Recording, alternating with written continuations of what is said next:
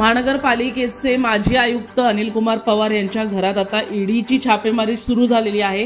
यावेळेस माणिकपूर पोलीस ठाण्याचे पोलीस देखील आहेत। मोठा बंदोबस्त पाहायला मिळतोय घराबाहेर।